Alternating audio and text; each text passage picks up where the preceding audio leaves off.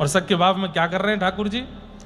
सुबह सुबह का समय है, ब्रह्म मुहूर्त में श्री गोविंद दास जी लोटा लेकर के डोल डाल गए हैं। डोल डाल जानते हैं? जानते हैं डोल डाल? अब सुबह सुबह कहाँ जाते हैं? लोटा लेके दत्त धाम वाले तो सब स्नान करने जाते हैं पर कई जगह लोटा लेके कहीं और भी जाया जाता है, जंगल में। तब वॉशरूम तो होते नहीं थे तो श्री गोविंद दास जी गए हैं डोल डाल। ठाकुर जी को पता चल गई और ठाकुर जी तुरंत, महाराज मंगला होने वाली आधा घंटे में, ठाकुर जी की आंख खुल गई है, जग गए हैं। सो मंगला से पहले ही खिड़की से निकल करके और फेंटा बांध करके इस कलिकाल में 450-500 वर्ष पहले ठाकुर जी दौड़े और बिल्कुल धीमी गति, धीमी चाल गोविंद दास के पीछे पीछे चल रहे हैं। अभी कछु ना कहूंगा, अभी कछु ना कहूंगा, जब बैठ जाऊंगा, बैठ जाएगा तब छेड़ूंगा याको और श्री गोविंद दास जी जब बिल्कुल अपना सब वस्त्र आदि सब व्यवस्थित करके जैसे ही विराजे सोई ठाकुर जी वहां पर बेर का एक वृक्ष लगा था, वहां से बेर तोड़े और बेर पकड़ करके निशानों लगावे और सीधे गोविंद दास के ऊपर। अब अकेले वन में चुपचाप गोविंद दास बेर आकर के पड़े तो गोविंद दास जी कौन है कौन है, थोड़े परेशान से हो जाएं। फिर थोड़ी देर बाद ठाकुर जी बेर लेके कहीं पीछे चले जाएं, फिर पीछे से प्रहार करें, कभी इधर से मारें कभी उधर से मारें। खूब देर हो गई, गोविंद दास जी बेचारे बड़े परेशान हो गए, स्थान बदलने लगे, यहां से वहां कूदने लगे, क्या करें। ठाकुर जी तो पीछा ही नहीं छोड़े। इतने में ही गोविंद दास ने देख ली, क्या पीतांबरी, अरे कन्हैया, ए लाला तू आयो का। सो ठाकुर जी मंद मंद मुस्काए रहे हैं। अब गोविंद दास मन में बड़े संकोच में भी आ रहे हैं कि मैं कैसी अवस्था में हूं, मैं इस वक्त बिल्कुल भी पवित्र अवस्था में नहीं हूं और ये मेरे पास आ रहे हैं ठाकुर जी, अब क्या करूं। लेकिन ठाकुर जी ने जैसे ही गोविंद दास ने ये विचार किया कि मैं पवित्र अवस्था में नहीं हूं, ये मेरे पास आ रहे हैं, सो ठाकुर जी का मुंह बन गया। ठाकुर जी मतलब मैं तो को सखा मानूं तो ये बीच में परब्रह्म दृष्टि मेरे प्रति काई कुलारो है, सोच रहे हैं। तो गोविंद दास जी ने तुरंत बिल्कुल सख्य भाव में ही आ गए। गोविंद दास जी बोले, अच्छा लाला ना मानेगो ना तो मैं तो कुछ छू दूंगा। फिर आगे आगे ठाकुर जी भाग रहे हैं, पीछे पीछे गोविंद दास भाग रहे हैं। इतने में ही सामने से गोविंद दास जी की माता जी आ गई और उनको ठाकुर जी तो दिखे नहीं, गोविंद दास दिख रहे। अब वो अपना पल्लू करे, अरे राम राम राम राम, इतनी बड़ी उम्र में ये देखना क्या कर रहा है ये तो गोविंद दास जी बड़े बिल्कुल संकोच में आ गए। ठाकुर जी अंतर ध्यान है कि ठेंगा दिखा के भाग गए वहां से। ऐसी लीला ठाकुर जी किसी के संग कर सकते हैं? श्री गोविंद दास के साथ ये लीला कर रहे हैं। और गोविंद दास तो बोले, आज तो मैं पानी पानी कर दियो, शर्म के मारे मेरी मैया के आगे ऐसी जो है नाटक किए हैं ठाकुर जी ने, आज आपको बताऊंगा नहीं। और गोविंद दास मैया से जाके बोले, मैया कोई से कहियो मत। बोले लेकिन मैं कहूंगी तो नहीं, पर ये है का रहे हो ये बताएगो। बोले मैया मैं बताऊंगा तो कुछ समझ में नहीं आवेगी, तू याद ते बढ़िया पूछा ही मत भयो का। गोविंद दास स्नान आदि करके शौच आदि निवृत्त होकर बिल्कुल शुद्ध पवित्र अवस्था में आकर के वस्त्र धारण करके सेवा करने जाते थे मंदिर में। रोज राग सेवा करनी है। देखिए बंधुओं, ठाकुर जी मंदिर से बाहर खेलने आते हैं गोविंद दास के साथ, लेकिन इसके बाद भी अष्ट सखाओं की एक विशेषता है, मंदिर में जाके सेवा करना नहीं छोड़ा। कुम्मन दास जी के चरित्र में मैंने वो बात सुनाई नहीं थी आपको कि कुम्मन दास जी खेती कर रहे थे, हल जोत रहे थे अपनी खेत में, तो ठाकुर जी ऐसे अपने पल्लू में अनाज लेकर के और पीछे पीछे ऐसे डालते चल रहे थे। खेती की बुवाई कर रहे हैं ठाकुर जी और आगे हल लेके चल रहे हैं कुम्मन दास जी। इतने में ही मंदिर के घंटे बजने लगे। जैसे ही घंटे घड़ियाल बजे तो कुम्मन दास जी तुरंत हल छोड़ करके हाथ पैर धो करके मंदिर भागे। तो ठाकुर जी आके सामने ठाड़े गए, क्यों रे कहां जा रहा है? बोले मैं मंदिर जा रहा हूं।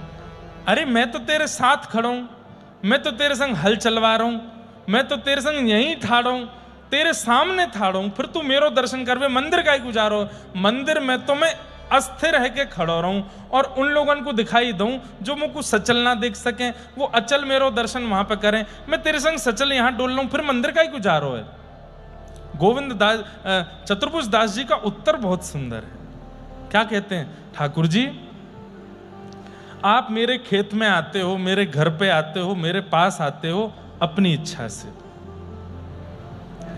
कल को यदि मुझसे कोई अपराध हो गया तो आप आना बंद कर दोगे, लेकिन मंदिर में आप विराजमान हुए हो मेरी गुरुदेव की इच्छा से, आचार्य की इच्छा से, और चाहे जो हो जाए मेरे घर आना बंद कर दोगे, पर मंदिर से तो आप कहीं नहीं जाओगे ना, वहां तो आप सदा मिलोगे।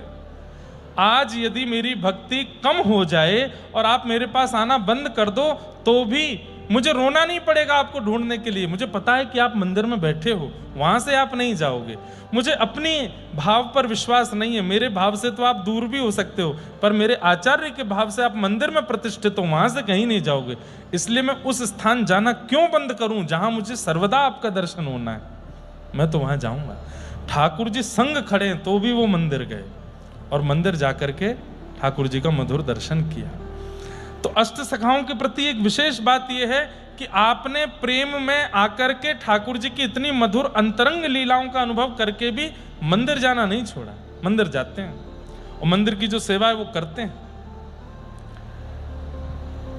गोविंद दास नहा धो करके तैयार आदि होकर के आए, श्रृंगार चल रहा था श्रीनाथ जी का। गोविंद दास आकर के श्रृंगार का पद गाने लगे। अब पद वाली किताब तो वो ले गयो बालक, उसमें पद लिखे, कोई बात नहीं आएंगे तो सुनाएंगे। पद गा रहे थे, ठाकुर जी का श्रृंगार चल रहा है। आहा, अब ठाकुर जी श्रृंगार कराते कराते, अब देखिए बाकी सब लोगों को श्रृंगार का दर्शन नहीं होता, करते समय श्रृंगार दर्शन नहीं कराना चाहिए सबको, क्योंकि ठाकुर जी को असहज लगता है। इसलिए जब ठाकुर जी का श्रृंगार चल रहा हो कपाट बंद रखने चाहिए। घर के ठाकुर जी हैं तो भी बाकी सदस्यों को चाहिए कि उस समय वहां प्रवेश ना करें। भाई श्रृंगार के समय पर वही भीतर आवे जिससे ठाकुर जी असहज नहीं होते। तो जिनको पुजारी जी ने चुना है, महंत जी ने चुना है, महाराज जी ने चुना है, वही भीतर जामे, बाकी सब लोग नहीं आओ। श्रृंगार एक ऐसी स्थिति है कि उसमें हम मानव लोग भी कई बार माताएं श्रृंगार कराती हैं, तो श्रृंगार गृह में सबको प्रवेश नहीं करने देती। और तुम बाहर जाओ और माते तैयार होके, तैयार हो जाएं तब देखना हमको, उससे पहले का क्या हो रहा है वो मत देखो। ठाकुर जी को भी उसमें असहजता लगती है। और कई बार क्या होता है बंधुओं कि जो श्रृंगारी होता है ना, उसके हाथों से सेवा कर करके करा के ठाकुर जी इतने सरल हो जाते हैं कि कई बार कपाट लगने पर उसके आगे ठाकुर जी हाथ भी सीधे कर लेते हैं, बोलने भी लगते हैं, बैठ भी जाते हैं। सबके सामने ऐसी लीला नहीं होती। कभी कभी अनुभव होता है ठाकुर जी का कि वो सरल हो गए हमारे लिए, श्रृंगार जिससे सेवा कराते हैं उसके लिए। इसलिए श्रृंगार के समय प्रवेश नहीं करना चाहिए और ना देखना चाहिए। लेकिन गोविंद दास जी से तो ठाकुर जी बड़े सहज थे, तो उनको अनुमति थी कि वो पर्दे के अंदर बैठ करके ही पद गाते थे। तो पर्दे के अंदर बैठ करके पद गा रहे थे और ठाकुर जी के गोविंद दास जी संकोच में है। बहुत ध्यान से इधर देखो, ये लीला थोड़ी सी अनुभव करने की है। गोविंद दास जी सुबह की लीला से थोड़े सकुचाए हुए से हैं। आज ठाकुर जी ने ऐसी स्थिति में मुझको देख लिया और जाने क्या क्या करके गए, तो आके प्रणाम किया। तो एक बार जैसे ही नजर उठा के ठाकुर जी को देखा तो ठाकुर जी व्यंग में हंस रहे थे। हमने तो आज सब देखा। तो गोविंद दास जी इतने संकोच में और पद गाने लगे। गुसाई जी बोले क्या बात चल रही है दोनों में? कुछ नहीं जय जय, पद यूं कह रहे वो बार पद सुनाओ। ठाकुर जी मौन होके खड़े हैं और गुसाई जी श्रृंगार कर रहे हैं, मुकुट धरा रहे हैं आदि। तो जैसे ही गुसाई जी श्रृंगार लेने जामे तो आसपास वहां मोती रखे थे श्रृंगार के।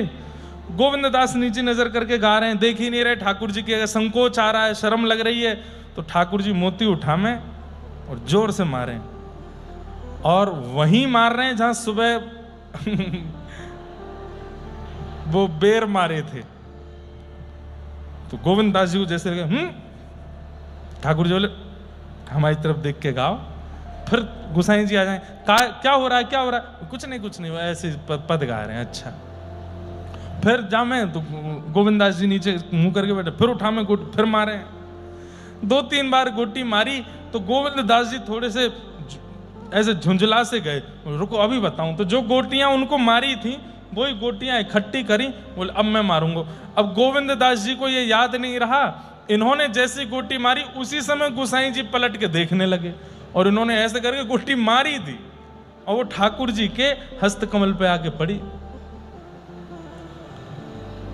गोसाई जी को इतना गुस्सा, और ठाकुर जी देखो मारो मुझे, इतना उद्यमी है, तुमने इतना मूड पे चढ़ा रखो है याकू, देखो कितना उद्यमी है, को भगवान को मार रहो है रे, नंद के लाला को मार रहो, इतना तुमको नंदरानी ने भी अधिकार नहीं दियो मारवे को और तुम मार रहो, देखो गोसाई जी तुम्हारे राज में कहा चल रहो। गोसाई जी कहे गोविंद दास तू तो बहुत बेकार आदमी है, ठाकुर जी पे तू श्रम करावे, गोटी मारे ठाकुर जी। बोले 100 झूठे मरे होंगे तब ये लाला भयो तुम्हारो। बोले इतना उद्यमी है या कि उधमन को कहा बताऊं मैं। हाँ तो गोविंद दास जी बोले तुम्हारो ये छोरा इतना बिगड़ गयो है, इतना झूठ बोले, या तो कछुना कहेंगे हमें समझा रहे हैं, इतना उधम मचावे। सो गोविंद दास जी बोले आप बता दो। गोसाई जी बोले क्या कहा उधम क्यों लाला ने, बताओ। ठाकुर जी बोले सुबह बारो बता, सुबह बारो। तो गोविंद दास बोले नहीं जय जय, वो छोड़ो, ऊधम की तो कोई बात नहीं है, लेकिन बस कृपा है लाला ऐसे रीझे रहे हमसे, इनकी ये कृपा हम पर बनी रहे। रोज दोपहर में ठाकुर जी केवल गैया चराने और खेलने ही नहीं जाते, गैया चराने जाते हैं, खेलने जाते हैं। ये अनुभव तो गोविंद दास को कई बार करा दिए थे, लेकिन आज गोविंद दास को एक अलग अनुभव कराना था। क्या? दोपहर के समय ठाकुर जी श्री किशोरी जी के साथ रास करने भी मिलने भी जाते हैं श्री जी से।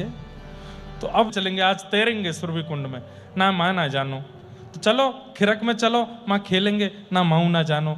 तो पर्वत पे ऊपर चलो, वहां पे थोड़ी बंसी बजाइयो, मैंने कछु गाऊंगो, ना महू नहीं जानो, कहाँ जानो। सो ठाकुर जी ऐसे उठा करके नजर देखें, ऐसे देखें, कौन की प्रतीक्षा कर रहे हो, तू ना जाने, आन दे अभी,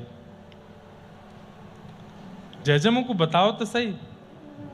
बोले तो को बताऊंगा तो तू कहा कर लेगो। बोले शायद मैं कछु सेवा कर दूं आपकी।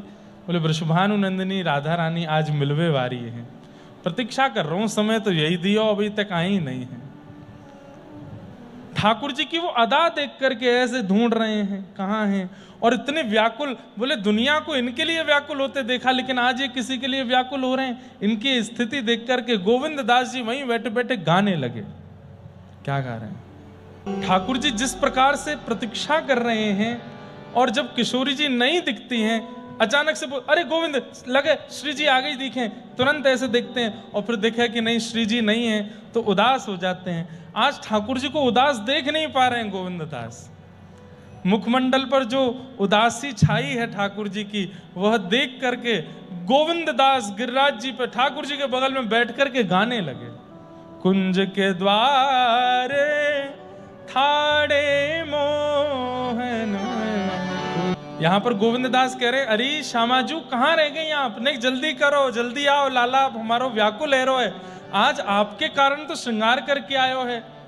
और गोविंद दास जी के चरित्र में आता है, इनको पाग बांधना बहुत अच्छा आता था, तो ठाकुर जी इनसे पाग बंधवाते थे, जबकि गोविंद दास जी को गर्भगृह में जाने की अनुमति नहीं थी।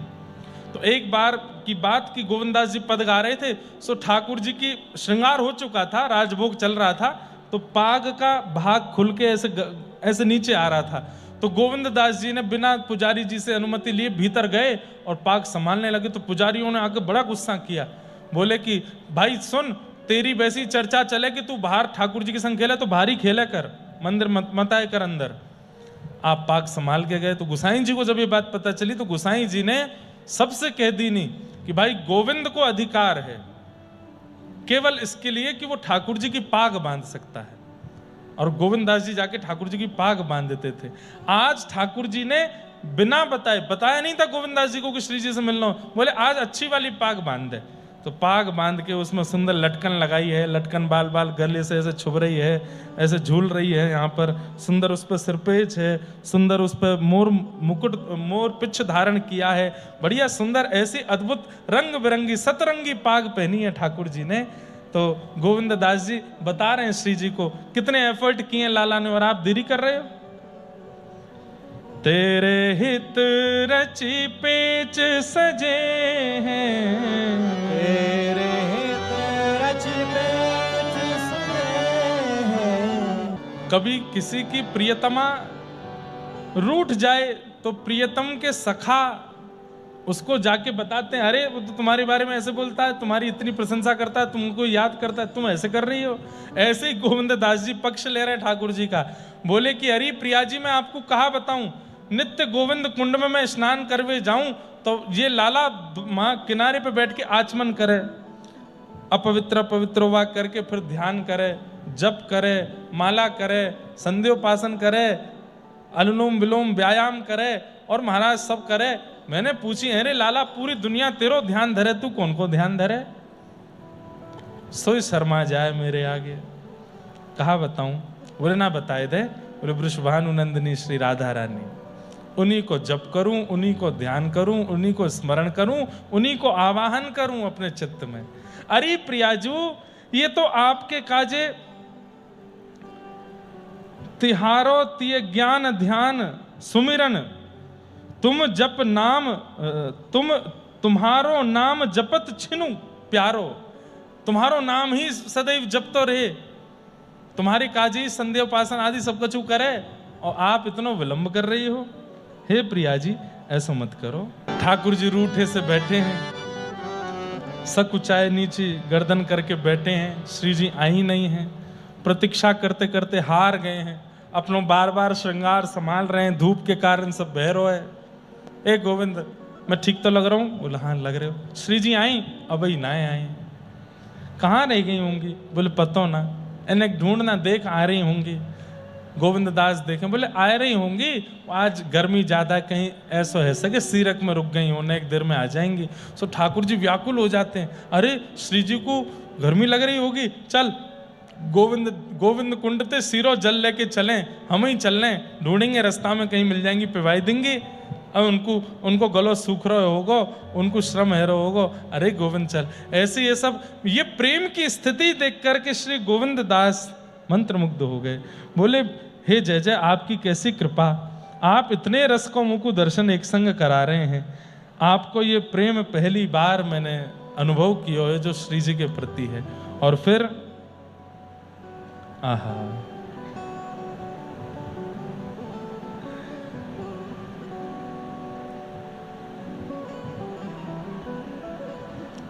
इतने में ही श्री किशोरी जी आती हुई दिख गई और जैसे ही किशोरी जी पधारी हैं, गोविंद दास ने जाकर के खबर दी है, जय जय कोई आ तो रहो है। बोले बताइयो कैसा रूप लावण्य है? बोले अद्भुत है, ऐसा बिल्कुल गोरो तन है, नीली चुनरी पहन रखी है, कमल जैसे नेत्र हैं, आदि आदि सबको वर्णन कियो। ठाकुर जी तो मंत्रमुग्ध है गए हैं और बड़े प्रसन्नता में भर गए हैं। तभी श्री किशोरी जी गोवर्धन पर्वत के ऊपर पहुंची हैं और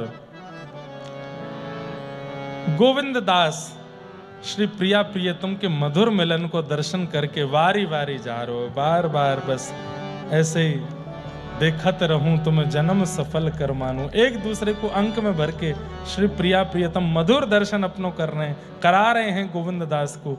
गोविंद दास न्योछावर है रहे।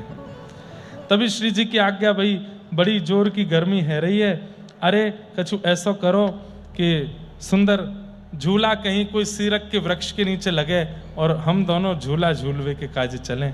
गोविंद दास जी ने जाकर के सुंदर झूला लगाया है और यहाँ अब प्रिया प्रियतम दोनों झूला झूल रहे हैं और श्री गोविंद दास जी उनको झुला रहे हैं। झूलत राधिका रस भारी। अब पूरे दिन लीला हुई, संध्या के समय झूला पर दोनों प्रिया प्रियतम बैठे हैं। श्री प्रिया जी ने गोविंद दास से पूछी है, अरे गोविंद आज तेने पहली बार या निकुंज को अनुभव कियो, तू को कैसा लगो? तू और रस के पद गईयो? बोले हाँ हाँ श्यामाजू जरूर गाऊंगो। तू को कैसा लगो? अरे जब कछु भाव प्रिय लगे तो कछु भेंट दई जाए, कछु भेंट दे दे। गोविंद दास ठाकुर जी की ओर देख के बोले, जय जय आप मेरे कौन हो? ठाकुर जी बोले, मैं तेरो सखा हूं। तुरंत गोविंद दास ने ठाकुर जी को हाथ पकड़ करके श्री जी के हाथ में दे करके बोले, आज ते अपने सखा को सदा सदा के काजे आपको गुलाम बनाए रहे हूं, यही भेंट आपको दे रहा हूं, अपने लाला को ही वार करके आपको प्रदान कर रहा हूं भेंट में। गोविंद दास जी के साथ ऐसी मधुर लीला करके ठाकुर जी ने आज निकुंज का दर्शन करा करके प्रिया जी के साथ उनको आनंदित किया। आपका भी एक बार तानसेन जी के साथ में मिलन हुआ था। तानसेन एक बार फिर गोसाई जी ने बुलाए, तानसेन आए, आकर के गिरिराज जी की मधुर सेवा कर रहे थे। आज गायन जब किया तो तानसेन जी को उस जमाने में 500 वर्ष पहले सोने की एक फूटी कौड़ी, एक मतलब सोने का सिक्का, उसको टूटे हुए का आधा कटा हुआ सा कौड़ी के समान, और उसको सुंदर मलमल के वस्त्र में, मखमली वस्त्र में लपेट के दिया। तानसेन जी ने कहा, भगवान आपने सोने का ये एक फूटा सा एक अंग दिया है और उसको ऐसे सुंदर वस्त्र में लपेट के दिया कि लगे भीतर तो बहुत बहुमूल्य वस्तु होगी, पर भीतर तो फूटा फूटा कौड़ी जैसा सोना है। तब गोसाई जी ने कहा कि आपका जो संगीत है ना, आपका जो गायन है वो ऐसा ही है, बाहर से तो सुंदर है, जैसे मखमली वस्त्र है, मलमल का वस्त्र है, लेकिन भीतर से कौड़ी के समान है, उसकी कोई योग्यता नहीं है, क्योंकि उसमें मनोरंजन का भाव ज्यादा है, हरिरंजन का कम है। हरिरंजन का भाव कैसा होना चाहिए? गोविंददास पद सुनाओ। तो गोविंददास जी ने पद गा करके सुनाया और श्री तानसेन जी के मन को आनंद हुआ। एक लीला और हुई। एक कान्हा नाम का एक व्यक्ति रहता था गिरिराज जी में, झाड़ू लगाता था गिरिराज जी की तलेटी में। उसकी बड़ी इच्छा थी कि मैं गिरिराज जी का कभी दर्शन करूं, लेकिन झाड़ू लगाने वाला है इसलिए उसको कोई ऊपर मंदिर में जाने नहीं देता था। लेकिन उसकी बड़ी निष्ठा थी गिरिराज जी के मधुर दर्शन में। वो दर्शन करके आने वाले लोगों से पूछता था, कैसा है स्वरूप? ऐसा रूप है, ऐसा श्रृंगार है, ऐसा मुकुट है, ऐसे कुंडल हैं। सबका वर्णन सुनकर के प्रसन्न होता था। लेकिन उसकी इच्छा होती थी कि नाथ, इससे अच्छा तो मेरे प्राण हरण करके मुझे दोबारा से जन्म ऊंचे कुल में दे दो, ताकि मैं ऊपर चढ़ सकूं। मैं नीचे कुल में जन्मा हूं, ऊपर मुझे आने नहीं देता कोई भी। उसकी इस भावना से ठाकुर जी बड़े रीझ गए। ठाकुर जी ने कैसे योजना बनाई? गोविंद दास सामने खड़े थे, कीर्तन गा रहे थे। तो ठाकुर जी ने गोविंद दास से कही, गोविंद। बोले हाँ, मुझे को भूख लग रही है। तो राजभोग तो पाया हो अभी अभी आपने? बोले मैंने ना पाया। तो बोले तू एक काम कर। बोले क्या? गोविंद की खिरक, तेरी जो खिरक है जहां पे हम खेलें, तू वहां जाए करके गोबर के कंडान में बढ़िया बाटी सिद्ध कर। मैं राजभोग दर्शन के बाद वहीं आऊंगा, आज वहीं दार बाटी खाएंगे। गोविंद दास बोलो बाटी खाओगे? बोले हाँ ठीक है, मैं जा रहा हूं, फिर मैं वहां पर तैयारी करूं या राजभोग दर्शन जैसी बंद हूं, खिड़की से आए जाइयो? बोला हाँ आ जाऊंगा। क्यों भेज दिया ठाकुर जी ने? क्योंकि गोविंद संग में रहेगा तो उस सखा से, उससे मिलने। क्योंकि गोविंद दास जी राजभोग के बाद भी मंदिर के बाहर ही खड़े रहते थे, सब चले जाते, पुजारी आदि सब मंदिर से। जब सब पूरा मंदिर खाली हो जाता तब ठाकुर जी को लेकर के गोविंद सखा वन में जाते थे। आज ठाकुर जी ने पहले ही भेज दिया। सब जब मंदिर से चले गए तब ठाकुर जी स्वयं बाहर आए। नीचे वो कान्हा जो झाड़ू लगाता था वो बैठा था गिरिराज पर्वत के नीचे। ठाकुर जी को उसको दर्शन देना था। आप गिरिराज पर्वत के ऊपर घूमते घूमते घूमते, और जैसे कांटा लगने पर कोई व्यक्ति जोर से चिल्लाता है, ऐसे ठाकुर जी चिल्लाए, अरे मैया जी मेरे पाम को कहा है गयो, अरे बहुत बड़ो कांटो घुस गयो है, अरे कोई आओ या कांटे को निकारो। गोविंद के कानों में जैसे ये स्वर पड़े, कुछ अद्भुत था इन स्वरों में। वो कान्हा के नेत्र खुले। उसने कहा ये कौन चिल्ला रहा, किसको कांटा लग गया? और जैसे उसने नजर उठा करके देखा, आहा, ये झांकी देख करके उसके नेत्र पलक झपकना भूल गए। बंधुओं, ठाकुर जी मिलेंगे तो कुछ गतिविधियां आपको अनुभव होंगी। उसमें सबसे पहली गति यही है, नेत्र झपकना भूल जाएंगे, श्वास निकलना भूल जाएगी। एक प्रकार से प्राण जा सकते हैं अगर ठाकुर जी सन्मुख आ गए तो। श्वास लेना भूल जाएंगे, शब्द भूल जाओगे, बोलूं क्या, अरे भाषा भूल जाओगे कि मुझे हिंदी आती है, मराठी आती, तेलुगु आती, तमिल आती, इंग्लिश, कौन सी भाषा आती है मुझको, भूल जाओगे, सब विस्मृत हो जाएगा। तन की सुध नहीं रहेगी। जाहे लगन लगी घनश्याम के, धरत है कहीं पग पड़त है कितहूं, पैर रखोगे कहीं जाएगा कहीं, रही ना काहू काम की, किसी काम के नहीं रह पाओगे। जाहे लगन लगी घनश्याम के। कान्हा ऐसे देखता रह गया एकटक। ठाकुर जी ऊपर से बोले, अरे ऐसे देख तो रहेगो, ऊपर आ, मेरे पाम में कांटो लग गयो है। तो होश आया कान, अरे मैं ऊपर कैसे आऊं, मैं तो कान आऊं, मैं झाड़ू लगाऊं, मेरा अधिकार नहीं है गिरिराज जी पे ऊपर चढ़वे को। अरे बाद में देखी जाएगी अधिकार की बात, तू जल्दी ऊपर आ, मेरे कांटो लग गया हो पाम में। नीचे तो कान्हा बोला, तुम कौन हो? बोले परिचय बाद में दे दूंगा, पहले ऊपर आ ना, पहले बताओ तुम कौन हो? अरे मैं नंद जी को छोरा, यशोदा जी को लाला हूं मैं, जो मंदिर में अंदर दर्शन दे वही वारे। बोले हाँ वही हूं। अब तो कान्हा के रोम रोम, और इधर उधर देखे, कोई देख तो नहीं लेगा, वो कोई ना देख रहा तो ऊपर आ, जल्दी कांटो निकाल, देख मुंह को बड़ी पीड़ा है रही। कान्हा ऊपर चढ़ गया। आहा, कभी सोचा नहीं था उसने कि ठाकुर जी इतना अनुग्रह करेंगे। आहा, कान्हा जाकर के सामने बैठ गया, हाथ पांव सब कांप रहे हैं, कुछ कर नहीं पा रहा है। ठाकुर जी ने कही, ले जल्दी मेरे चरण रख अपनी गोद। सीधे चरण पधरा दिए उसकी गोद में। आकाश में इंद्रादि देवता प्रकट हो गए, बोले जय जय, हम पे तो इतनी कृपा कभी नहीं करी, लक्ष्मी को भी चरण आप छूने नहीं देते, ये कान्हा की गोद में सीधे चरण पधरा दिए। प्रेम की अवस्था देखते हैं बंधुओं, प्रेम कितना कमाया आपने, प्रेम कितना है आपके पास, उसके आधार पर ठाकुर जी अपनी कृपा का चयन करते हैं। चरण दे दिए उसकी गोद में, बोले जल्दी कांटो निकाल। अब वो पकड़ तो चरण रहा है, देख मुखमंडल रहा है। ठाकुर जी बोले नीचे देख, नीचे देख, जल्दी देख, मामा कांटो लगो है। देखी तो कांटा मिला। अब वो उंगली से निकाले सो ठाकुर जी चिल्ला में, बोले उंगली ते ना निकरेगो। बोले तो कैसे निकरेगो? बोले अपनो मुंह ले जा और अपने दांत ते निकाल। अब कैसी छवि है, ठाकुर जी एक गिरिराज जी की शिला पर बैठे हैं और नीचे कान्हा बैठा है, और एक पैर ठाकुर जी ने उसकी गोद में रखा है, दूसरा पैर उठा करके वो अपने मुख से उसमें से कांटा निकाल रहा है, नीचे तलवे में से, और नेत्रों से अविरल अश्रुधार गिर रही है, और ठाकुर जी प्रेम भर करके उसकी ओर देख रहे हैं। बोले सुन, अब मेरे पाम को कांटो निकल गो। बोले हाँ, अब चल मुंह को अपने कंधा पे बैठा ले। यहाँ ठाकुर जी दोनों चरण लटका के बैठ गए, उसका सिर पकड़ लिया। बोले चल। बोले कहा? बोले बाटी खवा के लाऊं तो को, आज गोविंद दास ने बाटी बनाई है।